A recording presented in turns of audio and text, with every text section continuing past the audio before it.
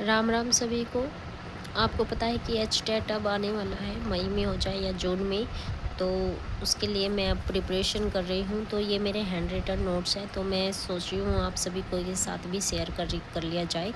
तो आप देख सकते हैं कि मैं आज ज्ञानी की पदानुक्रम अधिगम सिद्धांत की थ्योरी पढ़ूँगी, तो आपको भी ये लर्न कर लेनी है, अपनी कॉपी में नोट डाउन कर लेनी है।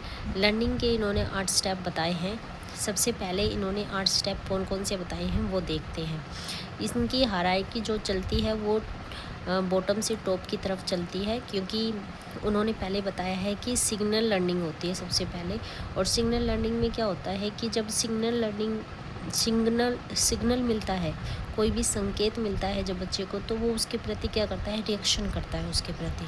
फिर उन्होंने बताया stimulus response learning. Stimulus response learning क्या होती है कि उसको स्टिमुलस दिया जाता है कुछ, अगर उसको कुछ स्टिमुलस दिया जाएगा तो उसके प्रति क्या करेगा, रिस्पॉन्स करेगा।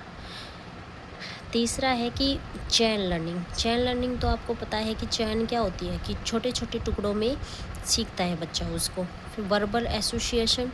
वर्बल से ही पता लगा लो कि वर्बल एसोसिएशन बोलकर, सुनकर, पढ़कर सीखा जाता है। ये वर्बल एसोसिएशन लर्निंग हो गई। डिस्क्रिमिनेशन लर्निंग क्या होती है कि डिफरेंस समझकर सही उत्तर तक पहुंचा जाता है। कि डिस्क्रिमिनेशन किया बच्चों ने, छांट कर अलग अलग डिफरेंस करके कौन सी वस्तु किस में जाएगा, तो इस तरीके से बच्चा अपने कंसेप्ट तक पहुंच जाता है। फिर कंसेप्ट लर्निंग आती है। कंसेप्ट लर्निंग में क्या करता है कि बच्चा कॉमन पहचान कर एक ग्रुप बना लेता है। फिर ग्रुप बना लेता है या समझ लेता है उस ग्रुप को, तो वो उसके ग्रुप बनाने के बाद वो एक रूल लर्निंग करता है और उन कॉन्सेप्ट को जोड़कर वो एक रूल बना लेता है।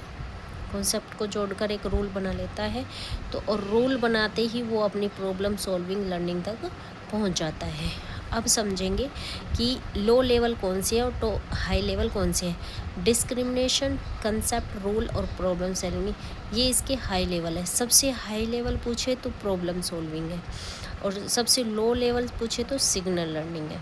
ओके, तो ये 4 इसके लो लेवल है, ये 4 हाई लेवल है।